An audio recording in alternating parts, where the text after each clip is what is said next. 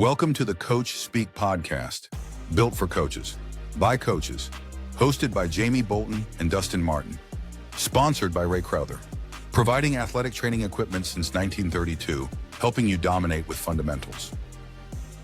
Hey guys, welcome back to Coach Speak. It's Dustin Martin here with Jamie Bolton, and we're excited to bring you another episode today. This episode is brought by one of our sponsors, Pro Quick Draw, very powerful playbook platform that allows you to save time, and so we appreciate them over there. Today we got a special episode. We're going to get into structuring your offensive menu. This episode is going to be tailored around Coach Bolton. We're going to pick his brain, and we're going to kind of go off of each other. But I'm excited to kind of some of the previous things we've talked about, learn how he evaluates and he applies these things in the off season based on kind of last year. So let's say it's the end of football season. Unfortunately, it didn't go as far as you want, or maybe it did. Maybe you won the championship.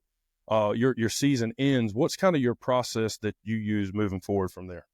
Yeah, the number one thing that we try to do is break down last season as best we can. I think early on in my coaching career, I really didn't know how to do that. And I always had questions. I would always ask if we go to clinics, hey, coach, what do you do to break down last year? And you get all kinds of, vague answers. And, I got a gut feeling, or I have, a couple metrics that we use.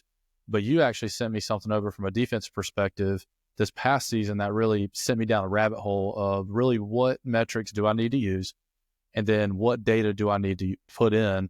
And then how do you evaluate that? And so I think you sent me a spreadsheet. I'm going to share it here in a second. But, man, that thing was fantastic on how you really broke down the efficiency versus offensive sets. And you're the defense. You called the defense last year. But you, I think, broke down the efficiency versus the offense. So it was pretty easy for me to kind of go in there and do the same thing. So I'm going to share something really quick, and just to kind of show if you're watching the spreadsheet I use, and this is from last year. I even went back from the last 6 years. So I did the same thing on the last 6 years based on the data that I had. And it gave me some insights. Really not just from last year, but the previous, really the previous 4 years. So let me share the screen real quick. And did you see any consistency between different teams? And I did. All right, so here it is. So the first thing that I had to really figure out, and I've always had these goals, and goals can be different for different teams, but these are basically efficiency goals. So we have two types of goals. We have statistical goals. We have efficiency goals. So let's first just talk about statistical goals really quickly. Yards per carry, we're looking at 5.5 yards per carry. Yards per attempt, 9. We want 9 yards per attempt. We want a completion percentage of 60% and a quarterback rate of 100. And yards per play, this is a big one for me. I didn't used to do yards per play until the last 2 years. And this one, I think, is the best metric that I've seen for offense efficiency. And obviously, it makes sense how many yards are you getting every time you call a play. And we want to be at least 6.5 yards per play. So those are statistical goals, but then you have, which are positives. And then efficiency goals are really the ones that kind of set you apart as well. So we want to be really efficient with the obstruction rate. So that's some people call it the 12% rule, where you want, out of all of your plays, less than 12% of those plays end up being a negative play. So what categorizes a negative play? That's a sack, that's a fumble, that's a penalty, and that's a negative gain or a loss, I guess is a better way to say that. And so all of those combined go into your 12%. The second efficiency goal, we want an explosive rate over 12%. So that's on both run and pass. For a run, that's anything over 12 yards a carry, and then pass is over 15 for us. So anything above those is termed an explosive for us. Conversion rate, we want to be, and that's for third and fourth down, we want to be over 50%. And then our red zone touchdown rate, we want to be at 75%. So those are efficiency goals, and those are really important for us as well. So that's how all these offensive goals go in. And so I'm going to just look at our offensive efficiency by game, and then it also gives you the total at the bottom. So have all the games that we played last year, but you can see all the games that we played. I have a rushing efficiency column, a passing column, and then total production, which we'll get to. So I don't want to spend a whole lot of time on this, but I do think it's important to go back and look. And if anybody's interested, they can reach out, and I can talk about how to kind of do this part of the process, which I think is really important. But But that's kind of how I look at our team. Now that's not the end of the story. Are there some other metrics that we can use? And so the next piece is I wanted to go through formation and personnel to see what sets, what personnel types and formations did we do well in, and what types we didn't do so well in. I think like I think I'm a numbers person. I'm analytical. I'm data driven, and I think all of this is great. I think it really paints the picture.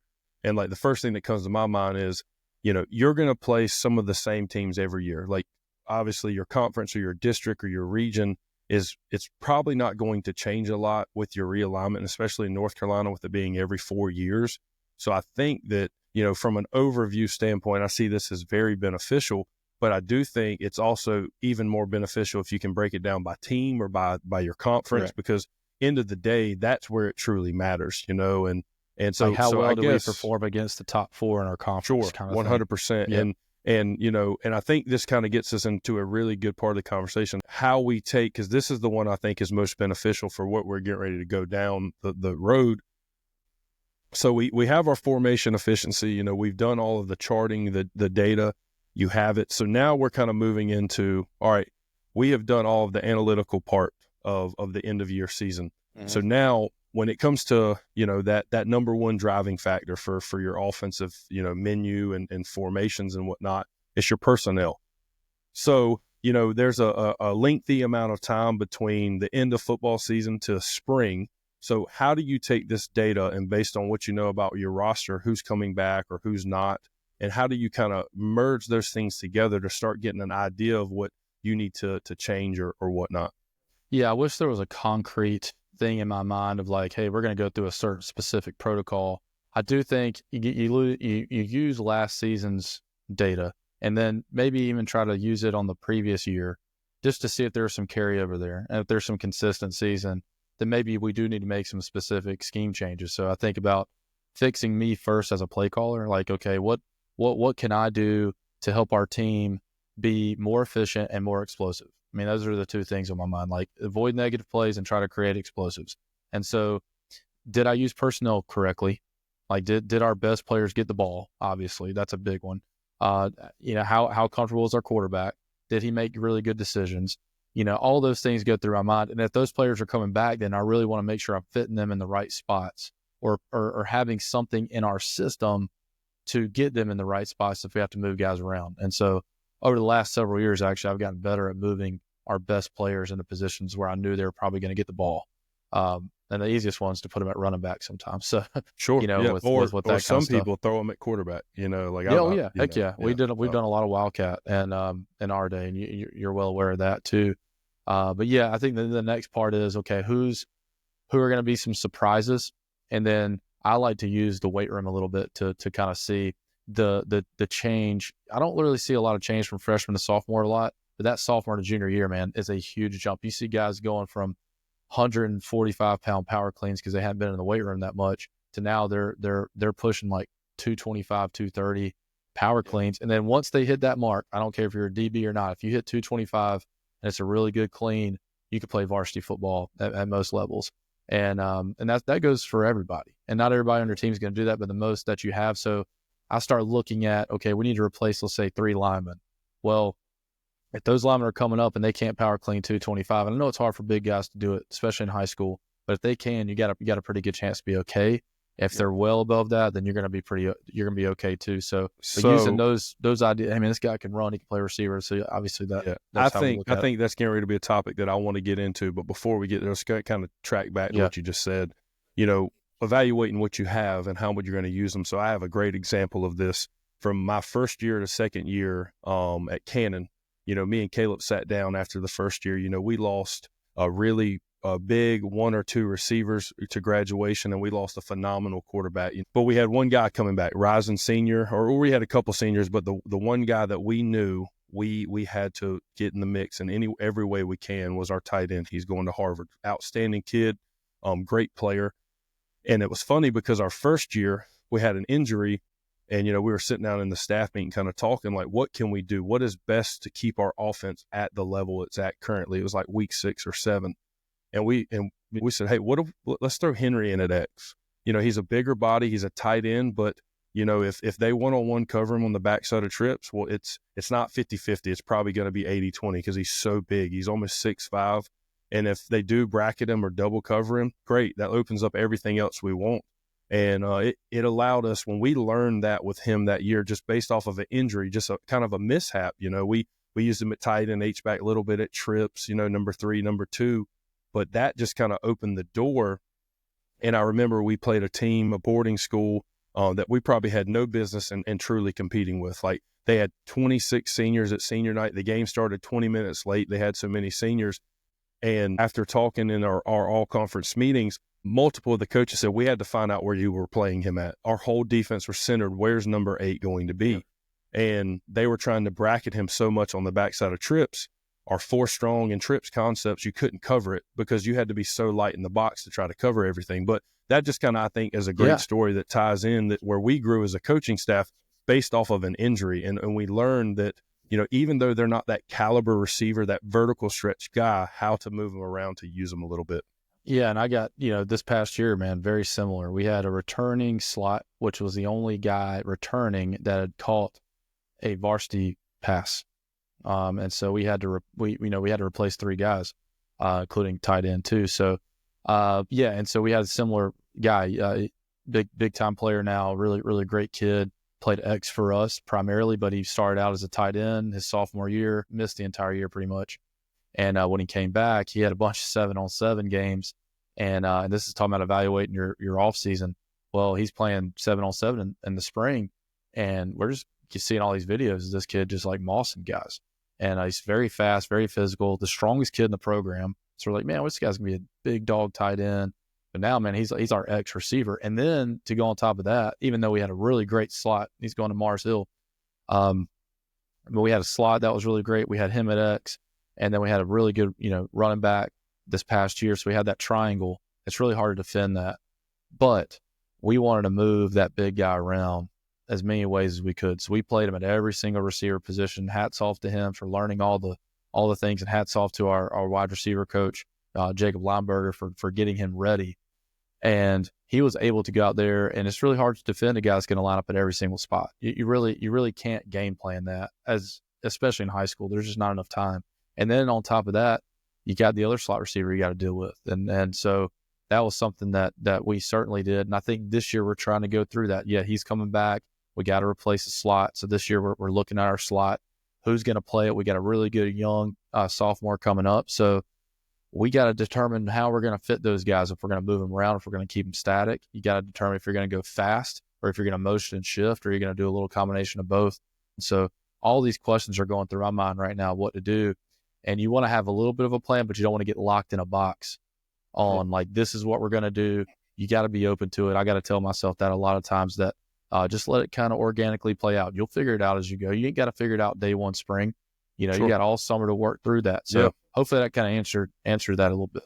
Yeah, no, it definitely did. And I think it's a really good, I think we're moving at a really good pace here to learn and talk about these things. So we ended the season, we did our data, we're looking at personnel, who are we losing to graduation or and those such things. And I think you brought a really good point up that I want to learn more kind of what you think, and then I'll kind of put my input of what I think.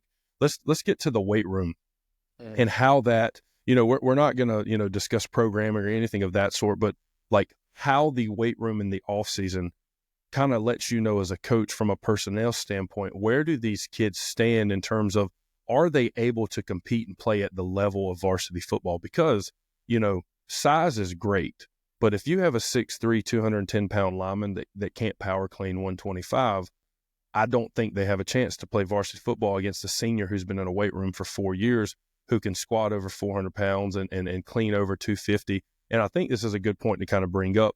I want you to talk a little bit about the nuances and the differences between like absolute and relative strength, and how you think either both or one is more important, and how from a coaching standpoint, do we use that information from the weight room? And I know I'm going on a long-term question, but let's just kind of get into that a little bit, because I want to hear your thoughts on how we use the weight room, the evaluations from the off-season lifting and numbers, for that personnel, like where we think we're going to have some players perform at? Yeah, I think it depends on the position, right? So, let me backtrack. I do think it's very, very important for every player on the football team, or as many as you can, to power clean over 225. And I know that may be like an arbitrary number, but just in my experience, if they can do that, then they can push people around. And I'm sure there's somebody's done a study, somebody that's listening, send us a study on the amount of guys on your team that do a certain level of power clean and how good they've performed, year in and year out, So I think that's a big one for me. Just if a guy says, Coach, what do I need to be lifting by the end of the spring semester? I'm like, man, if you can freaking hit a 225 power clean, man, you're going to be strong enough to play football at a good level. Now, do you want to be better than that? Absolutely. But, your best players are usually going to do that. And some guys won't, but they'll be super fast and you'll be fine. But that's a good metric that I use. So you talk about metrics. Other than that, I don't really buy into the relative strength in football idea as much. And I know that may be controversial. I do not care necessarily about your weight to strength ratio or your relative strength index. I don't necessarily care about that, because if you're a 135-pound receiver, you're going to maybe going up against a 185-pound safety or linebacker or whatever it is, and we're asking you to maybe try to get in the way or block. You got to be stronger relative to him, and I get that, but I want the guy just to be strong. I don't care how. It doesn't matter to me. Like, size and speed wins, and so Well, it's like always if will. you have a bunch of skinny kids, I don't care what their RSI is, because they're skinny kids. You know what I mean? And I think, and I'm not against RSI, and I'm not like 100% for absolute strength. Like, I think there's a point in time. Here's what I think RSI is beneficial for. RSI should be used for your lower levels. So when you're in 7th, 8th, and 9th grade, in my opinion, if you want a good baseline, where should you be? Then let's use RSI. But then it gets into the positions. Okay, you have little Dusty in 9th grade, overweight, probably 28 on the BMI, and he's 250 pounds and probably can't do 5 push-ups. He is never going to achieve relative strength index, because if you're saying you want him to squat 2 times his weight, that's 500 pounds. You know what I'm saying? So I think that's kind of the thing about RSI that I'm not a huge fan of. I think it can be beneficial for early stages of a baseline.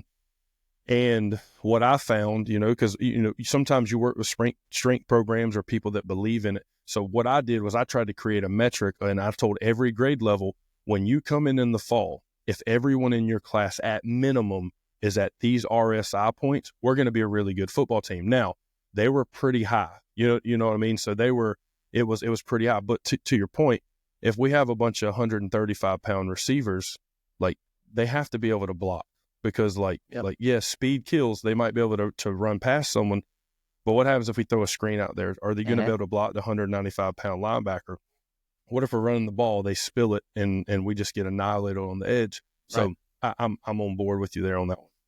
Yeah, I think you just have to determine with your guys, like, just try to get them as strong as possible and as fast as possible, and then it'll kind of shake out who needs to start. I think once the pads start, because you'll find a weaker guy that's probably a little better football player. 100%. And I've seen players who can squat a house that don't correlate to the field. Exactly. You know what I mean? So I've seen it both ways. But to your point, I think something that's good, and this is something I've thought about, is kind of having a baseline absolute strength number per position. It may not be per your whole team, but it's if you want to play a line on either side of the football, when you hit sophomore year, you need to be at 225 for clean. You know what I mean? Like, you should probably be in the 300s for squat going into your sophomore year. You know what I mean? So I do think it can be situational. It can be by position. It can be some different things, because then we had a slot wide receiver who, he wasn't the strongest kid, but as a sophomore, he was our best receiver.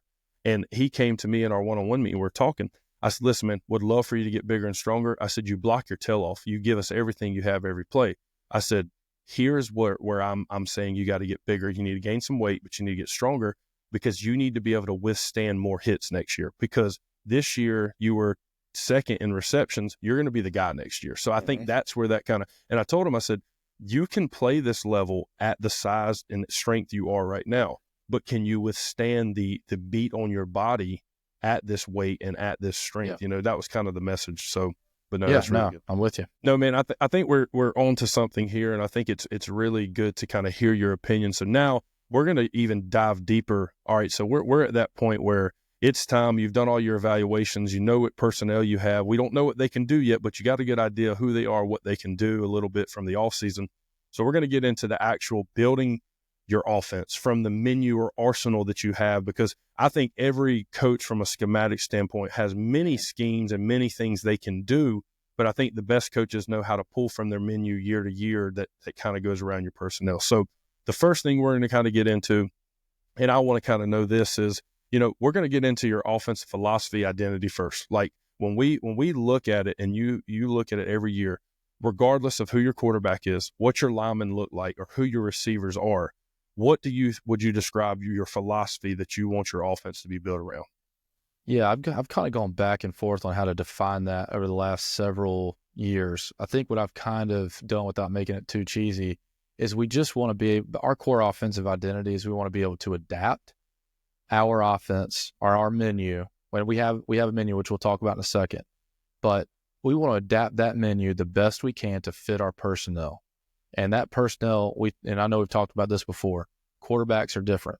Runners, pocket passers, young guys, older guys, really good, not so good.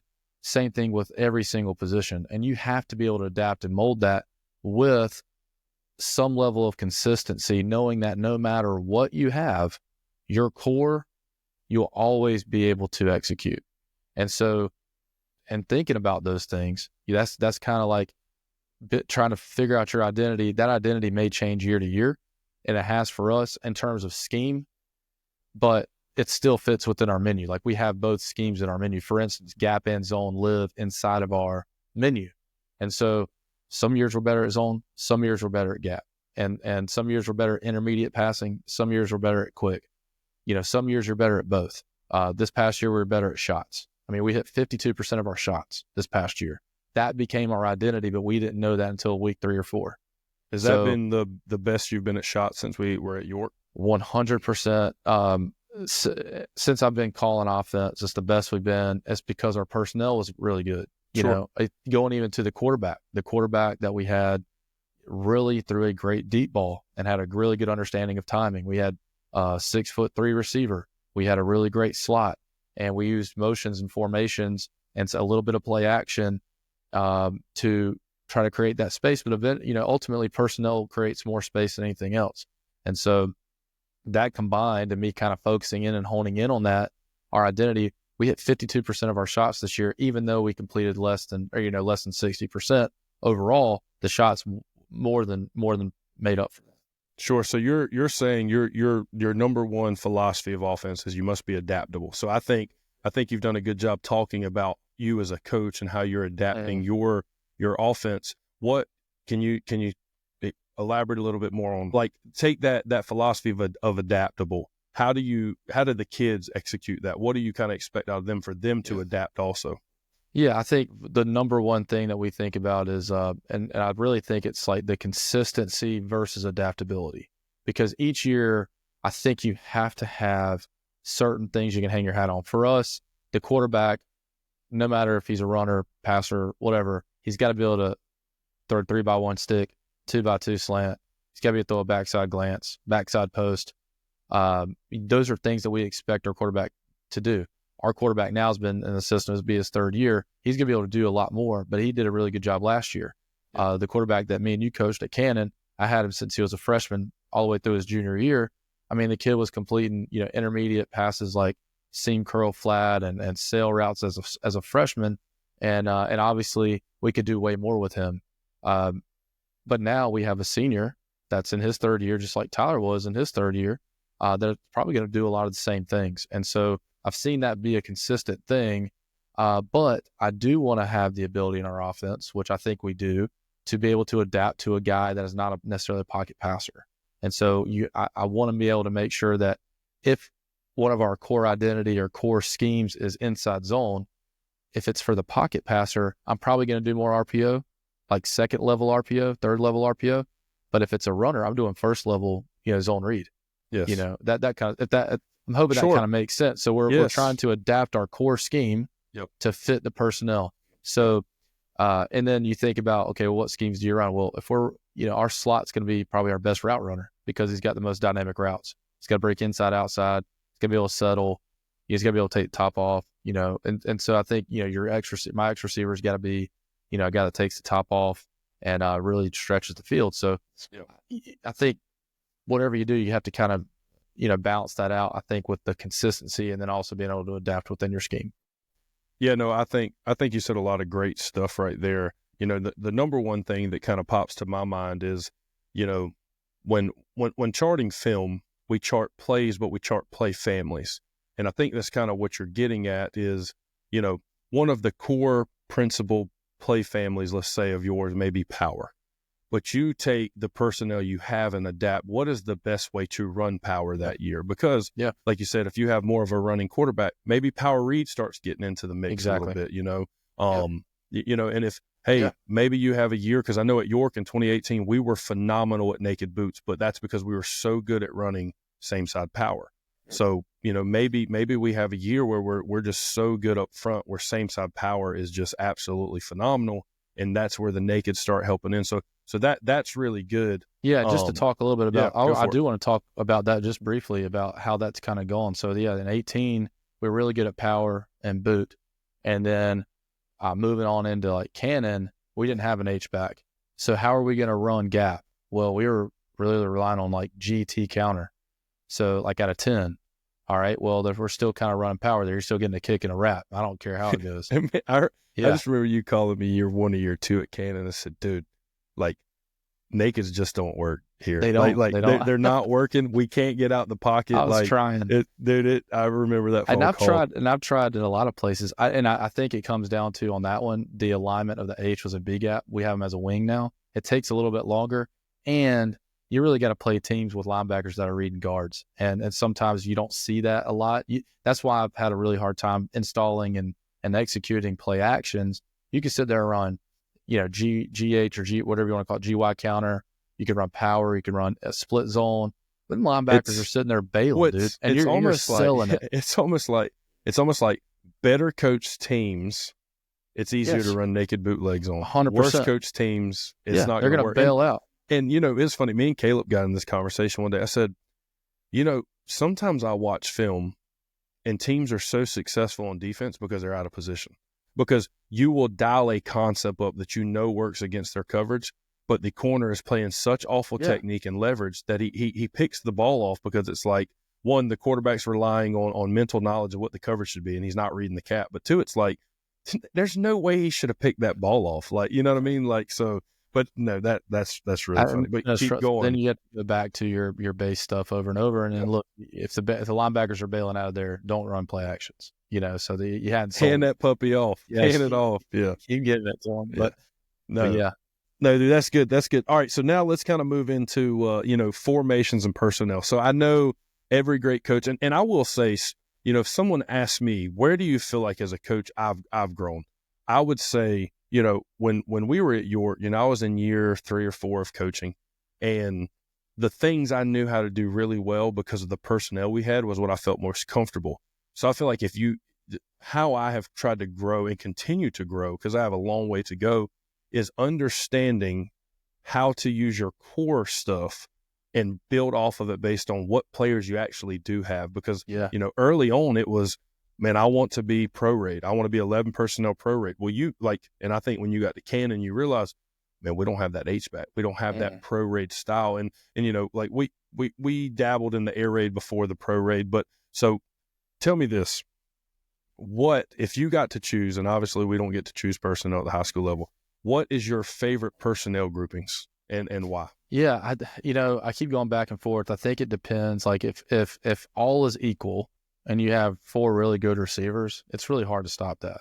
But then it's like, well, if you have 3 really good receivers and a tight end, it's hard to stop. If you got 2 really good receivers and 2 great tight ends, it's hard to stop. So I don't really know. I think in high school football, though, the one advantage that I think you get more than any other is 12 personnel.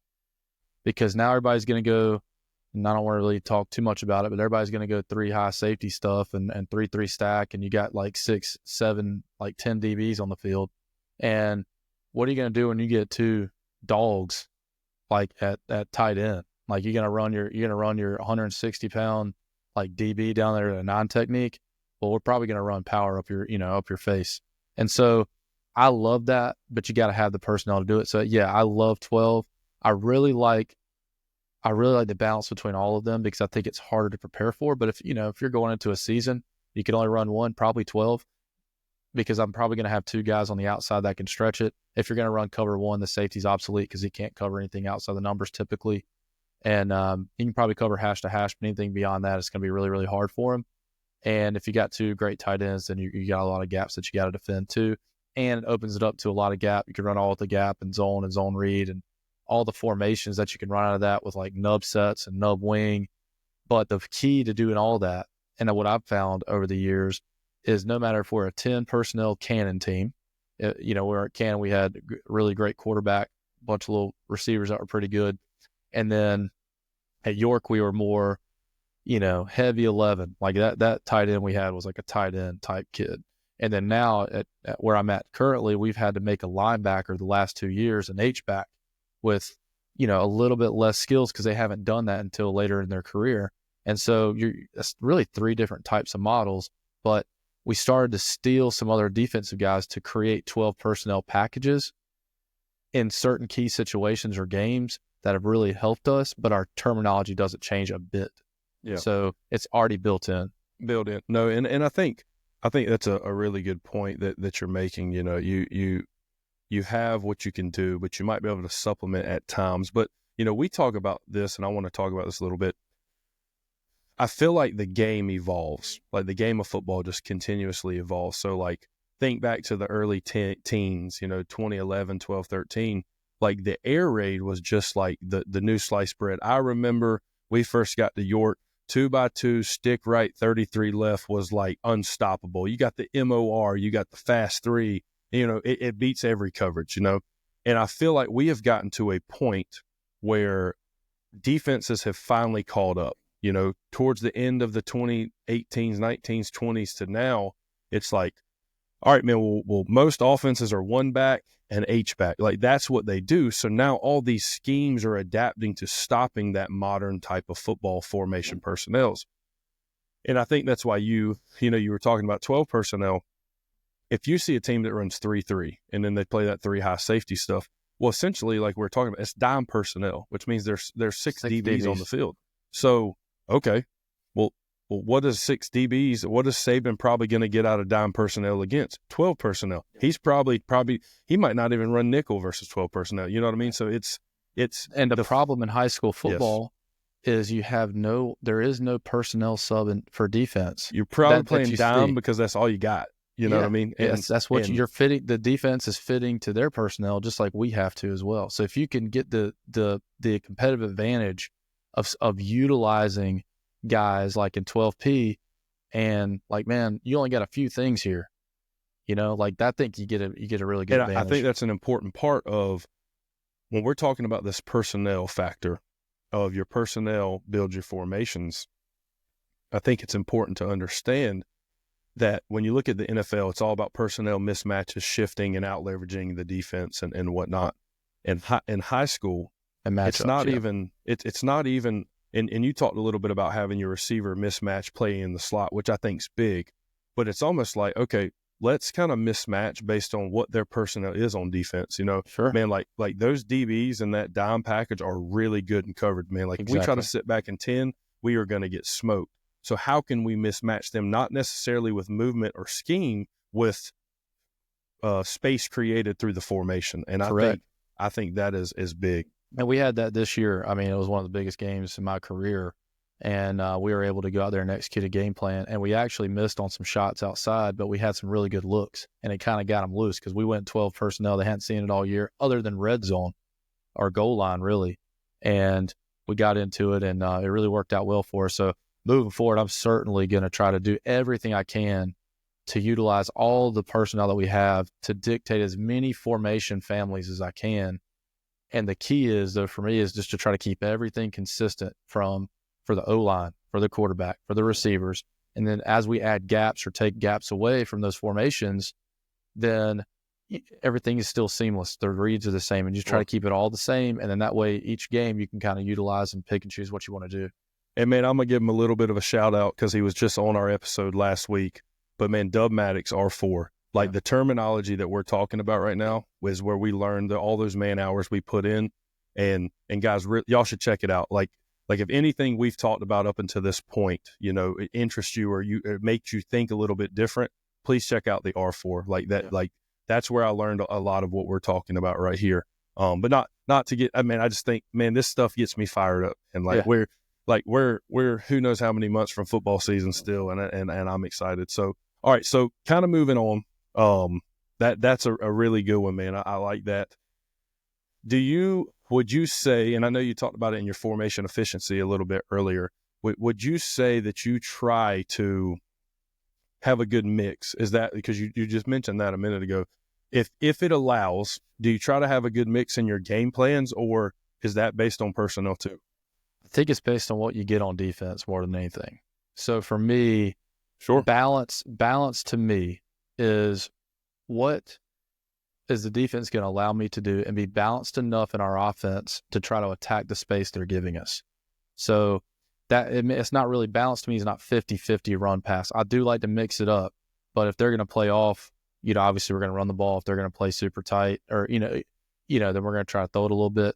That's kind of obvious, but that's what mix is to me. Are there times where I go in and say, we need to probably throw the ball more on first down? Then I'll try to do something that I know we can get an easy completion, whether that be, obviously those are like RPOs or, but you still don't know if you're going to throw it or not, but that can increase a little bit on the percentages, or just try to throw some things where you look to the sideline freeze and try to get a good call in.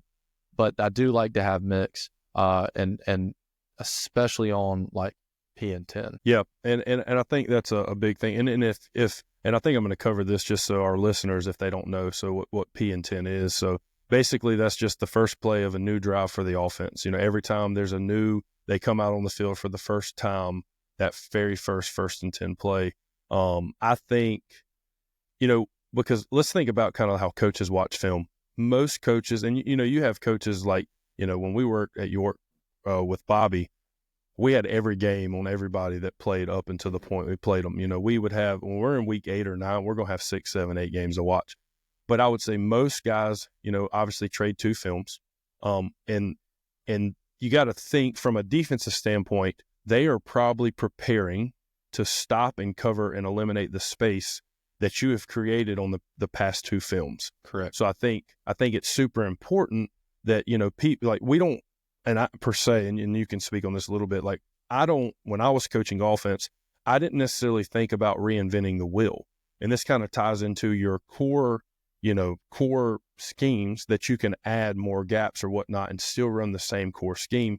But, I've noticed that some teams on defense struggle a little bit when you see the previous 2 or 3 games and they're creating these certain spaces. So they are 10 personnel with a little bit of 11 mixed in. That's what they're focusing on. Man, they're at 65% one-back trips. Well, that's what they're going to focus more on. Well, now you come out and because you have the personnel on defense that allows you to play them on offense a little bit, you come in at that nub wing set with twins opposite.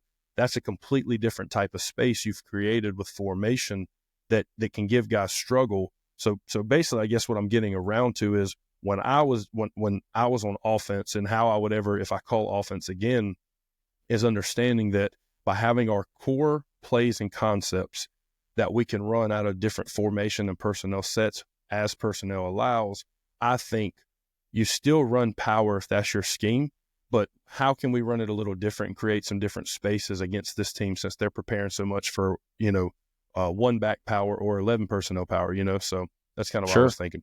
No, yeah, I get it. And there's been definitely times, especially the past 2 years, I think I've gotten better at this of like trying to do something, maybe not every game, but maybe holding things for big games where I know that this is a really good coach team and they're going to be prepared to take it away, but I'm not, and I'm okay with them, knowing who we are. You want an identity, and they know your identity, but then you have to be able to still execute your core stuff, whether it be a different personnel grouping, whether it be a different formation, maybe it's a different motion. I remember 2 years ago, we were a big GH counter team, and man, everybody was like rotating week, and 11 personnel. We're 11, and they'd rotate week to try to, add the gap or to cover the added gap. And man, we started running RPOs off the other side of it with the H back to really nobody. We kind of lock it and then read the mic and so it was really, really good for us, but we were still running our same like inside zone principle, or even we would run like a counter principle and we'd leak him out and sift or whatever the case may be. But I think you got to do your core stuff. You have to do it in a way that protects your looks for the next opponent as well. So I think those are really complementary things that you can do week to week. Man, I got to bring it up because it's one of my favorite stories, one of my favorite moments.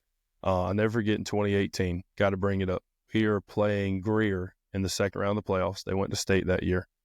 And I remember, based on film, we knew that if you gave them an 11 personnel, 20 personnel set, an H-back set, they were going to go straight bear, 5-2 bear. And I know that year we were so gaps based. We ran so many gap schemes and power and counter and buck that we were just not comfortable with it. And I remember Bobby used to feed us every Thursday. He was like, hey man, like we're going to feed the team Thursday night. And me and you skipped dinner. We said, Bobby, we're going to stay down here. We got to talk through some things. And I'll never forget that moment where we realized, okay, when we present them with one back, they're a completely different defense. Like they were still odd or even, but we knew what they were going to take their best linebacker, the Sam, number 7. We'll never forget it. Yep, never forget. Big brick house dude. He was always out the fit and out there playing Sam. And we knew that if we lined up an H-back, we knew that he was going to be walked up and it was going to be a 5-2 set. So I remember all we did from a personnel standpoint then and creating a space is perfect. We're going to start in one back and then we're going to end up in H-back runs. And never adjusted.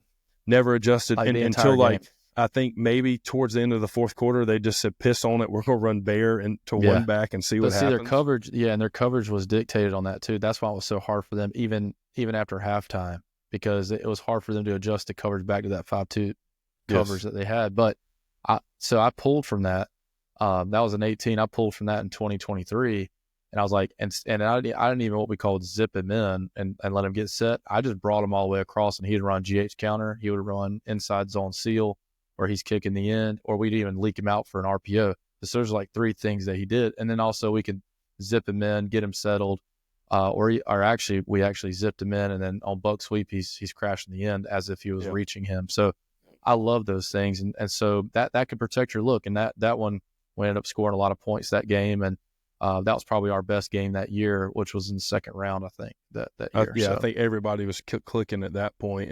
And I'll never forget also same year, I think we're playing South Point. I can't remember who we were playing, but Spencer comes in on the game plan meeting because, he went completely to defense. Yeah. Said, hey, man, here's one thing I've noticed, and I think it could help us. Let's run same side buck sweep. Yes, we just put it in. Something as simple as, we have some runs that we run same side, but we can switch it. We have some we run opposite that we can make it same side. And Spencer said, hey man, I'm telling you, if we run same side buck, it'll probably be a really good adjustment based on how much we run buck sweep. And it was a huge play. And I remember even just the RPO part of it, because now you're going 2x2 H back in the boundary, backs in the boundary, and they think we're running power or we're running counter back to the field. Exactly. So it protected those 2 run looks of inside run plays. But then now you also can still run the X3 RPO in the boundary with the same side mesh. And it really put some defenders in conflict. But and that year, I remember our big thing was we were so 11, H-back heavy. It was like, what are the things we do out of split? So when the back's on one side, the H is on one side. What do we do on stack? And so I remember, all of those things. That was a good year for us. And then not even to mention, you can either buzz or bump the back. So now the back starts on one side and he goes to the other side, or starts in pistol. Remember, and then Greer too, we actually motioned him in, like we called it where he motions in from. Yeah. So it creates some issues just for our little things. So I think those are good. Sure. Yeah. So, all right, let's move on a little bit. I got a couple more things I want to bounce off of you and kind of figure out. So let's say, not your current situation where you're at. You're an offensive guy. You know your core, you know principles, philosophies. If you could give me 2 concepts in each part of the offense that you would want to hang your hat on if personnel was an issue. And I mean, that can go as deep as 2 inside runs, maybe an outside run or outside and inside run, some quick game, some intermediate. Let's talk about your menu. And if you were at any school with personnel wasn't an issue, what do you kind of think that you want to hang your hat on? And like, obviously this might not be what you do at Kings Mountain because, you know, you don't have that personnel, but if you could pick your cream of the crop and I'll just help out guys. And I learned this from Dub Maddox. And so one of the considerations you have to have is what are you going to bring in your menu? I think that's kind of what we're getting to at the end of this thing.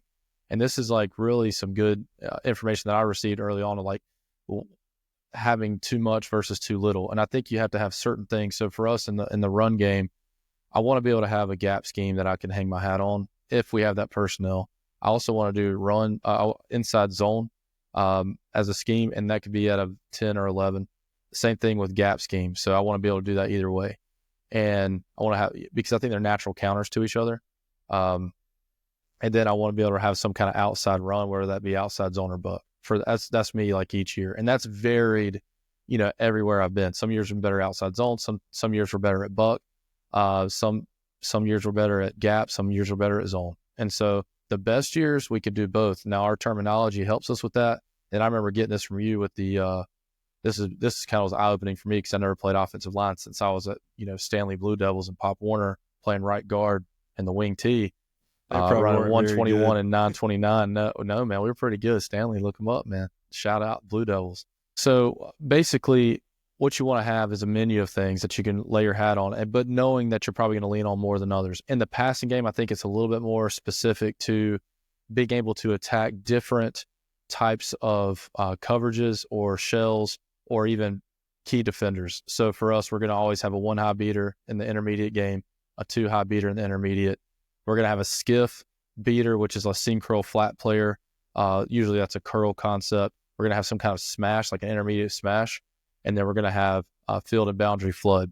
And then those are the categories. And then you choose the plays that you want to go into that, whether that be 4 vertical for 1 high, maybe it's double post for 2 high, maybe it's a seam curl flat concept for the skiff, maybe it's snag, or even more of a you know, what do they call it? A burst corner concept for the smash concept in the intermediate. And then you can go like cell and Y cross, for instance. That would be an example of the intermediate world. Same thing in the quicks. You know, you want to have some kind of seam read deal. And, you know, if you're going to attack 1 high, double slant for 2 high, maybe it's stick for your skiff beater. Maybe it's quick smash or snag for your smash quick game concept. And then maybe you're looking at some kind of slash concept and spacing. You know, so I think as long as you check those boxes, that's where our menu is. But those plays will change each year based on our personnel and what our quarterback can do. And we may have those in the system, but we may not use them based on, you know, hey man, we're not very good at sail this year. We're not going to run it. Yep. So. No, and I think that's a good point. And kind of what I'm hearing from you is you like to have categories. You like to have at least one option out of each category for the year. And there's some years you don't get to the category because you just can't do it. And I think it's important part to understand. And I went through this a little bit, you know, when I was calling it, but also sitting down with Caleb, you know, over the past 2 years, because, you know, the one thing about coaching with one of your best friends is like, we both understood there's no ego in this. End of the day, we want to win. So if there was ever anything that he needed to bring up about the program as me being the head coach, or I need to bring up about the offense with him being the coordinator, we had that relationship where it was, man, nothing is personal. We understand that this is for the good of the program and we're trying to make each other grow. And the biggest thing that we talked about was making sure that every year we had what we call goodies.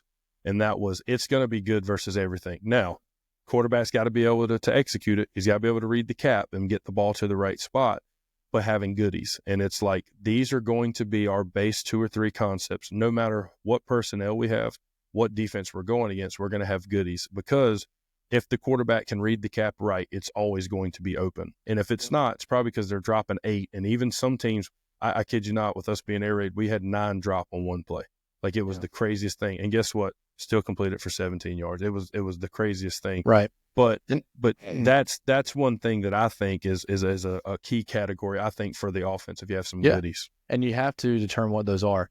And my thing is going back to the evaluation, and that's what I think was a big epiphany for me this year, is I went back and looked at York, Cannon, and Kings Mountain, and across the board, those guys were able to execute the same plays. Guess what those become? What you're calling goodies. We're going to bring those in every year because we've been able to execute them for almost a decade. And, it's like 4 or 5 different quarterbacks. Sure. And some, even at York, man, we had a backup quarterback in against 2 big conference games and we win them and they're able to execute the goodies. Just and I like that. I don't use, can't make that throw, man. That's a can't great make that freaking throw. story, by the way. And a great kid. Because great kid. I remember, and this is a little funny, we won't use any names, but that year, he's a 10th grader. He's going to be our best player on JV, I remember. And the quarterback, it was supposed to be for varsity, shows up for the first scrimmage, walks in the locker room, grabs his cleats, his 2 Chick-fil-A biscuits. Instead of getting on the bus to go to scrimmage, he gets in the truck with dad and leaves, and they transfer and leave. Yeah, man. So now I want to kind of go down the road of, let's talk a little bit about complementary. So, how you take that base play out of the category or your goodie and how you build and scaffold off of that, because I think we get into some really good stuff and I want to hear your opinion, but talk a little bit about how you try to complement plays throughout a package. Yeah. So I remember at York, we were a big power team, one of our biggest compliments that year. And I think there's different levels of compliments. So I'm just going to talk about like kind of a horizontal compliment, which is like a different play. So in my mind, you have power. What's the horizontal complement to that? That would be obviously counter. If power's your play, then counter is it. So be a GH counter, could be GT counter. We ran both that year. We didn't run a ton of them. I think we were probably 70% power, and then the other ones were there. But another big counter that we had that year, which may be something that I wasn't really thinking about, was buck sweep that year, because we started getting that edge player kind of playing inside hard. Hey, and then, I got to give him a shout out. I'll never forget Coach John Boggs, one of the greatest dudes I've ever coached with. He comes over, he says, "Coach, you want to know something?" "Yeah, Coach, always. They stop power, they can't stop buck sweep." No doubt. He said, that lives in if my they head. stop buck sweep, they can't stop power. God's play, man. They can't do it. And man, he sends me stuff all the time with T-shirts with power on it, and that's awesome. Great dude. But sorry, I had to bring that up as soon as you were bringing that up. But so we're on a buck that year, and it was really good. Fast forward to Cannon, we really don't have a counter off of GT. We try to run a little speed option behind it and read it a little bit, but we were really, really efficient in the pass game, so we really weren't too concerned with having a lot of counters off of that. One of the things that we did, however, was bring a guy back into the box and run some other things. These are all horizontal. This past year, or past 2 years, horizontal plays would be like GH counter for us in 23. Buck sweep was it on the other side, because we didn't have a tight end that could kick a defensive end out. So we would either have to wrap him, or we're going to try to have to reach him with some athleticism and leverage. So those are horizontal. When I talk about vertical complements, I'm now getting into like the RPO world. So vertical for us would be like power with the slot on a 3-step slant. We did that a lot in 18. That was a big one for us, but the way teams were playing us. So we weren't just naked bootlegging all the time as a complement. We were actually running an RPO. That would be a second level RPO. Fast forward to, here at Kings Mountain, we do a lot of second level RPOs, and really sometimes first level RPOs, but second level RPOs with like arrow routes and things like that off of inside zone.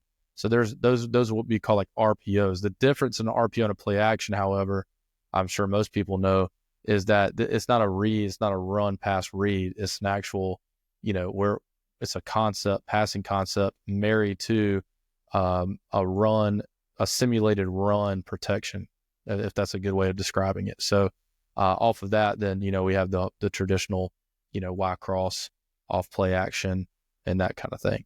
Bootlegs are also associated in that, in my opinion. So bootlegs also a PAP, and then some shots and stuff like that are kind of all in that same group. Yeah. So I think the way, when you look at that vertical complement, I think the way that I look at it is, okay, what kind of fit are we seeing from the defense? Correct. All right.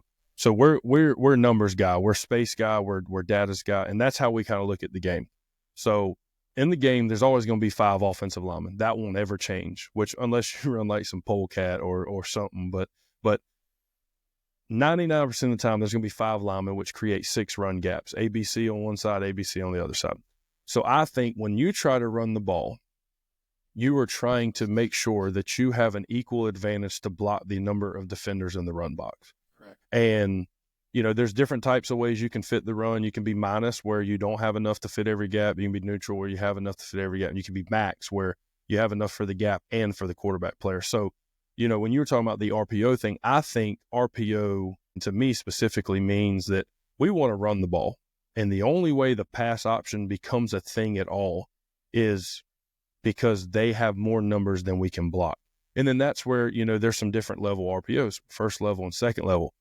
The first level obviously is probably a little bit better when you have a running quarterback. However, I remember we've ran some first level RPOs just to hold defenders, because we understand that the defensive end is the box player. He's the edge of the defense. He's not going to chase the running back. So we'll use a first level read. That way we can block the 3 second level guys.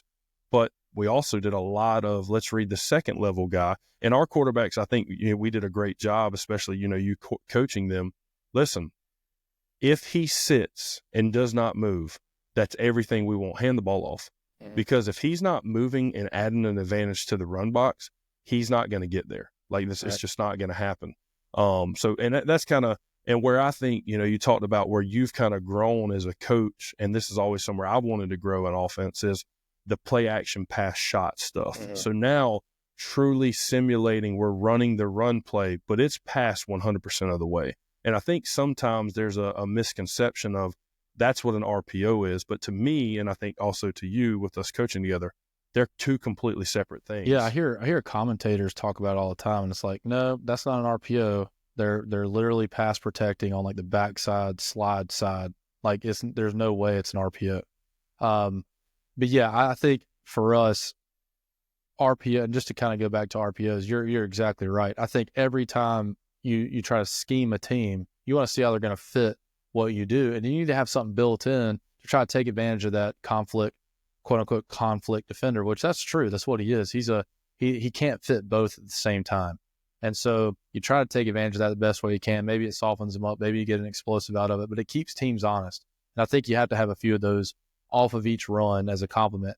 Then the play action comes in when you really want to stretch them. And that comes in for me when safeties want to get, that's like that third level. I don't do third level RPOs in high school. Not that I'm against them. I would rather try to hit the big play action. And we've hit several of those this year. That's when that safety starts to creep up.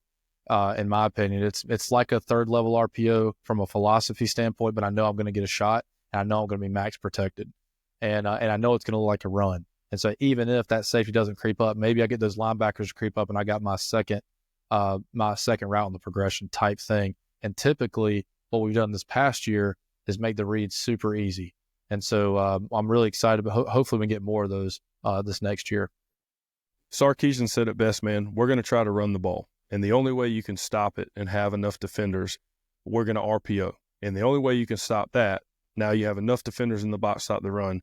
Now you're playing man coverage to stop the RPO. Well, now there's where play action shots, and we're going to run away from dudes and go across the field. And I think it's genius. And, it's a lot more complicated than that, calling it the right time, catching them in the right stuff. It's chess, Right. And I always say that I don't know how to play chess, but if I did know how to play chess, I do think that. So all right, so we're going to kind of get into, we'll kind of finish this up and move into the last part, but, obviously there's also situational packages that you cover, and, that's red zone, third down, 2 minute, but even, and I'm just going to talk a little bit about the defensive side that I think offense is important.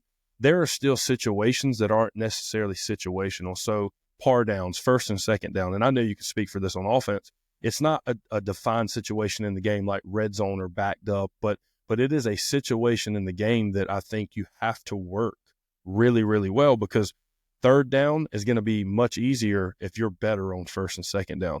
So just quickly talk a little bit about situational packages and how you build your menu or pull from your menu to make sure you're efficient in those key packages. Yeah, I mean, first down, we talked about P and 10. That's a situation for everybody, I think. I think it's an opportunity to, I know you and Caleb did a really good job of this when y'all were together. of trying to give something different each time, whether that be a motion shift. Same with us a little bit. I try to come out and I try to do, depending on how the game's going. I mean, if we're going really well, I'm not going to change a whole lot. But it may be a different formation, maybe something different, because it's easy to get that call in from the sideline. So we're a no huddle team. So if you want to do something kind of special, I loved having that ability to kind of settle the guys down. Hey guys, remember this? We worked on it. And that so we have like a whole kind of package for that we do, and then we'll work through the week. And I may have 3 or 4 things. That's it. I don't take in like 12 things for that. But that's when I want to do it. And it's also a good way to see how the defense is going to react. Especially if you give them something different. Okay, this motion, and we just ran the ball. Well, maybe we have a shot off of that. And so I love doing that. Obviously, red zone's a big one for us. We practice red zone at least once a week. We do a passing red zone, then we do like a normal scripted red zone. But red zone for me is really important too. Although in high school football, I haven't seen a huge discrepancy in like red zone defense versus like, like inside the outside the 20s defense. So it hasn't really been something, but I do tend to take different plays into that I feel like we can score on from that area. It's like more like the high red, like scoring shots, if that makes sense. Mm-hmm. I'll take some in. Third down's a big one for me. I think you win the game a lot of times on third down turnovers, that kind of thing. But third down for me is the most scripted thing we have. If I script if you see my play sheet, it's what Dub Max and them use on R4. The thing's this big. And, but really the only thing I truly look at other than my in-between series notes is the third down script. And when I stick to that script, we usually do really well, because I do think that defenses in high school, they adjust to third down. They want to get off the field. We have some smart coaches in our area. They know what they're doing. And then 2 minutes been really huge for us. I remember we had a big 2-minute drill at Cannon to win in the semis. We had one this past year at Kings Mountain, a 2-minute drill to at the end of the half to tie it up, and then we ended up doubling up coming in the third quarter against East Lincoln. And those are so important to me, and I script 2-minute as well. And so, and not that I'm going down the plays, but I have a menu that I draw from for 2-minute, obviously. And so I think those are really big to keep in your menu. And I think this is an important part to tell people, it's one thing in our podcast. I don't want to associate like a clinic, but in a way we're kind of clinicking right now. Like I love it. It's kind of like outside of church, when you start talking about things, you're fellowshipping outside of church. You know what I mean? Yep. But like one thing people will ask, like, oh, this sounds great, but like, how do you handle it and how do you do it? And I think this is a really important part to talk about how important Pro Quick Draw is for us, because there is so much workload that we're trying to communicate to our staff and to our players. And this is where Pro Quick Draw comes in, because once we make it or we make the card, it's easy to auto-populate it in different situations.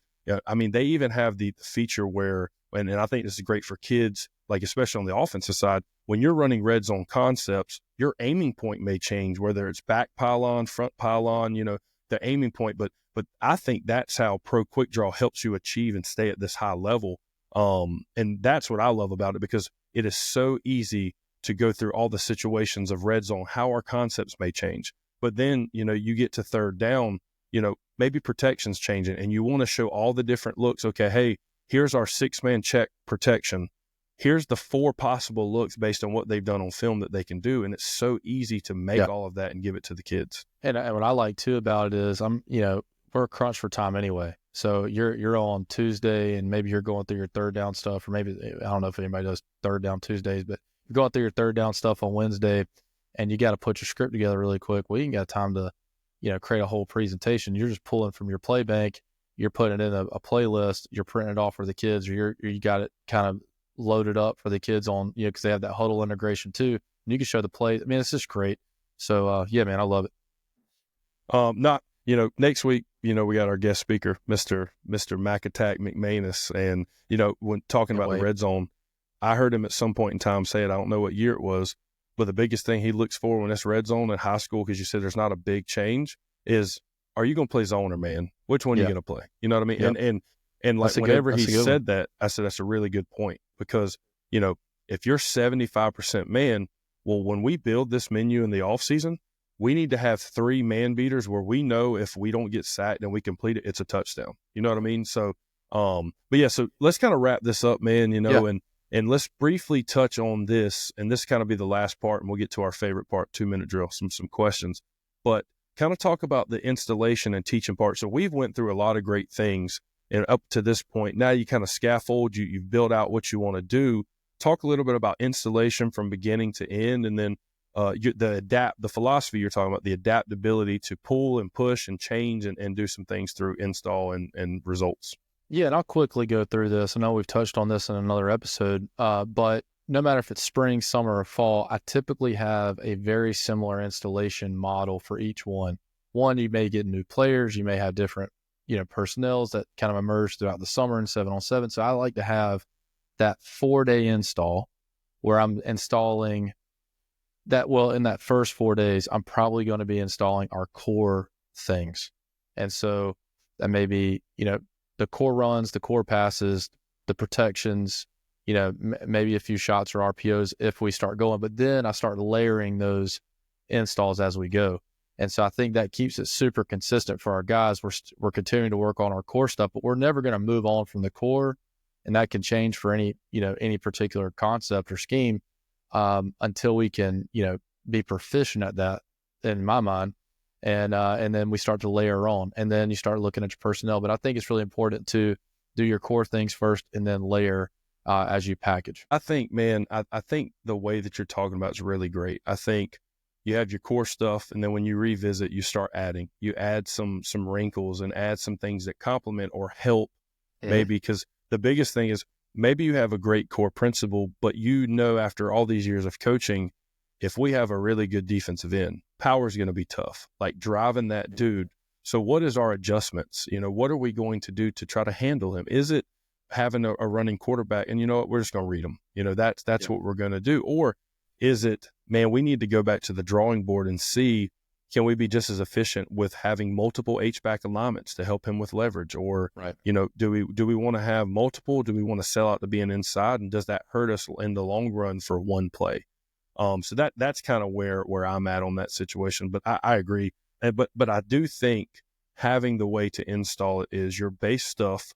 And then also that is going to give you immediate feedback on moving on, adding wrinkles, or eliminating completely. And I think that's the big part of it. Yeah. And then when I say 4-day install, I'm not really saying that we get all of our stuff in 4 days, but it's the categories that we install. So it'd be like our 1 high, 2 high, if that kind of makes sense. But then you just layer. Yes. You just and I'm talking about horizontal, where we talk about horizontal complements. Sure. That's what that's for. And then when you layer, that's your vertical complements. I don't know if that makes sense to everybody. It makes sense in my mind. No, man, I'm on board with you. All right, so here's what we're going to kind of do. I got one more question in this category, and we're going to hop into quick firing. So let's think about the process in the off season. You have a lot of time. You know what I'm saying? Like from the time the season ends until fall camp. How do you continuously do this when you have less time during the season, when these things, like for example, game 1, 2, and 3, you're going into game 4, and these adjustments have to be made because something's either not working very well or what. So how do you quickly do this when you're pinched for time? Yeah, that's a great one. I think back to even this past year, it was a personnel change at quarterback, and we had to make that happen. But the good thing was we were kind of prepared because we always make sure that guy's getting reps in key situations. So if we're doing a 3rd down drill or we're doing some kind of competition period, I always try to make sure we have a pretty decent split because likely you get an injury, guys got to go in there and make plays. So that's one way we do it. If we're making a scheme adjustment, man, we really got to hit it strong throughout the week if we're going to really try to hammer something like okay, guys, we just can't run power. This is actually in 23, couldn't run power. We had to make a big adjustment. Then Buck wasn't working that great. And so we had to determine, and this is one of the big questions, is it the scheme, like you're getting out schemed, or is it the execution? I think you have to determine which one that is. And so in Buck sweep, our guards weren't getting deep enough. We were lining up a little bit too far off the ball at the H-back position. And so we kept Buck in. We took power out because we wanted that alignment, that wing alignment outside the tackle. We wanted him to keep that alignment. It's just really hard to inside out that end. And so our scheme adjustment was counter. And so that's kind of how that evolved. And that took about 3 or 4 weeks, unfortunately, but we were able to keep it going and do some things well enough in the meantime to keep us winning. Yeah, and I think it's important to highlight all games matter. Week 0 to week 15. Yeah, absolutely. All games matter. But when you really look at it, and this is what I like about the last 5-6 games of the year or your conference or whatever. It's because by the time you hit conference, that's where you should truly know who you are and what you do. And then how can you use that against the teams that are upcoming? Because that's the games that truly matter. How can you set yourself up for the postseason and try to make a run? All right, that's going to be crazy. Yep. That's going to be crazy this year because I think the new realignment, man, you got like a 8-team conference or 9-team conference. So you got 2 games to get ready. Yeah, it's that's crazy. I think we have 4 non-conference, but there are some teams that have 8 conference games. Yeah, which is absolutely crazy. Okay, so all right, we're going to move on. Quick fire question. This is just going to be me questioning you and you answering. I'm not going to put any input, but I'm going to put it on you. I got 3 that I really want to ask you, and I'm going to put you on the spot. All right, number 1, we're going to talk about run game here, and I'm going to give you 2 run concepts, and you pick which one you want, dude. So run scheme. Personnel doesn't matter. This is just your preference and what you want to do. Which run scheme will you run? Is it going to be power or counter? And not saying you can't run the other one, but day one, first play that you're going to hang your hat on, and it's P and 10, backs against the wall, we're going to run this run play because it's the play. Probably counter. I know I love power. The only thing with power for me is I feel like it's harder with the alignment. It ends up bouncing a lot. So I'm going to run counter from the wing alignment and then build off of that. Sure. And to go down the rabbit hole of this, you're saying counter. You can run counter many different ways. You can GY or GH counter. No, yes, but I'm saying counter is good. Yeah. I'm 100%. Like I'm giving you you can run. Oh, the out. Yeah, I got GT, GH. GT, GH, center, tackle, center 8. So, no, that's awesome. We pull the center on, All right, now we're going to move into the pass game. All right, you're seeing a cover 3 team, spot drop cover 3 team. And you can ask any more questions about the defense if you want. But how are you going to attack that cover 3 team? What concept or 2 do you feel pretty good? Like we're going to go against this team and run these concepts and have a good play. It depends on like the rotation typically, based on, where their safeties are rotating. But typically I'm going to go around 4 vertical. I love 4 vertical. It's been really good for us no matter what quarterback that we've had. There's many ways to run 4 vertical with like options and stuff. We kind of keep it pretty simple.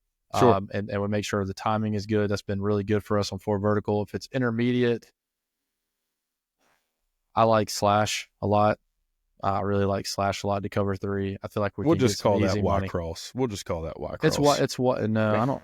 It is, but it's not for me. But yeah, I actually spoke about this at the Y cross. Nobody knows what slash is. And man, I think, and it's funny, and the reason I asked you about cover 3 is because every coach from year 0 to year 30, oh man, 4 verts. You know what I'm saying? But I think it's important to highlight.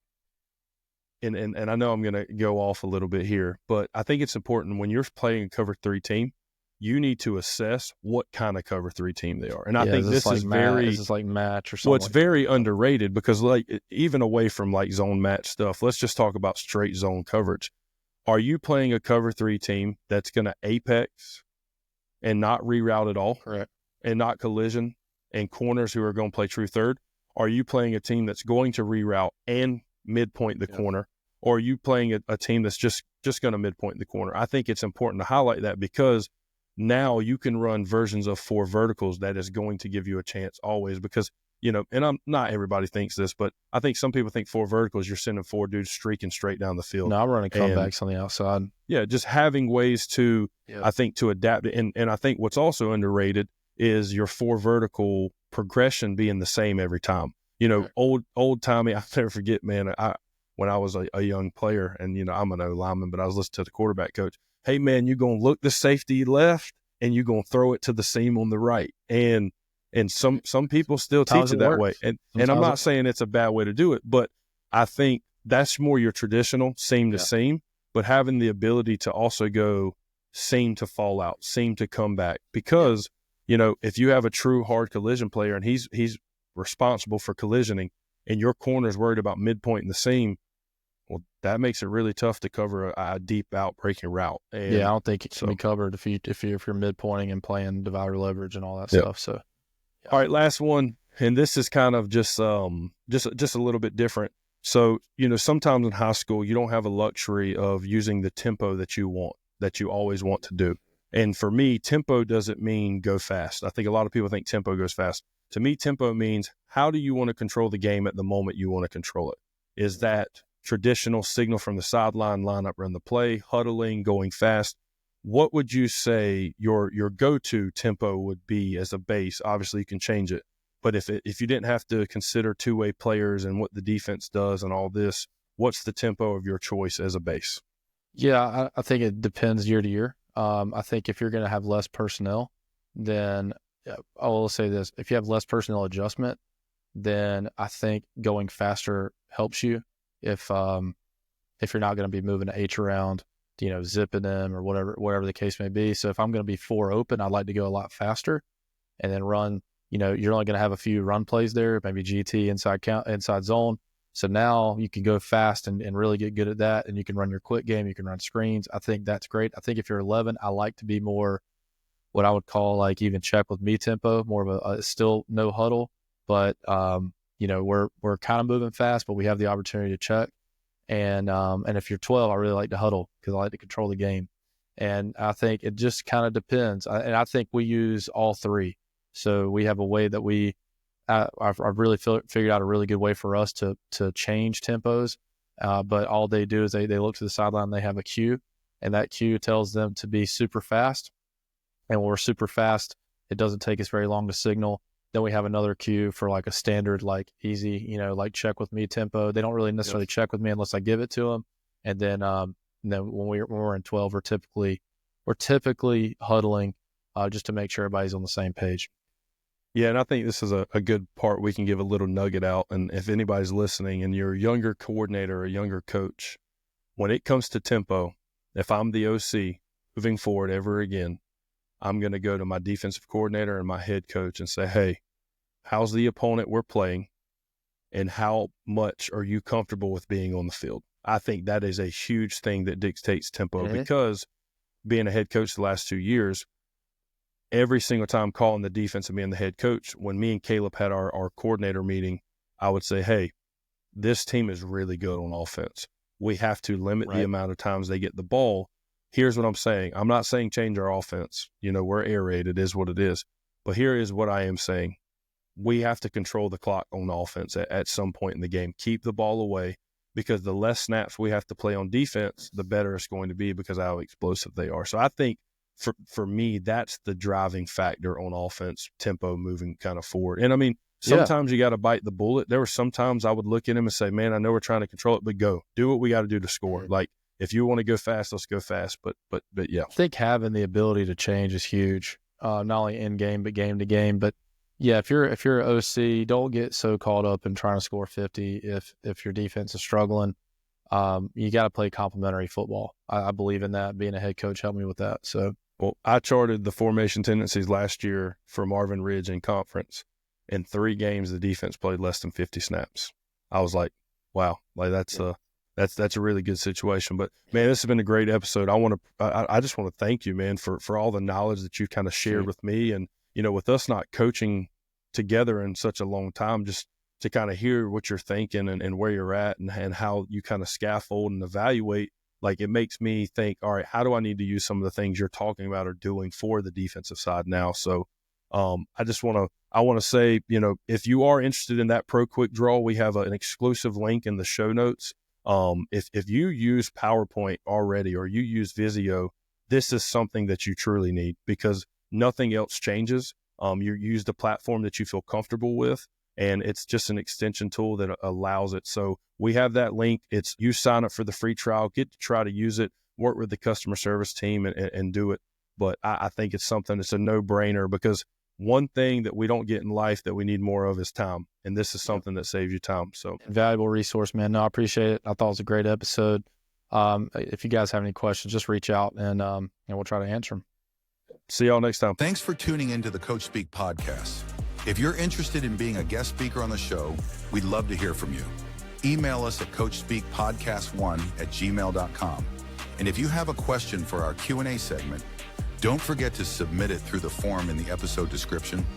We appreciate your support, and we look forward to seeing you in the next episode.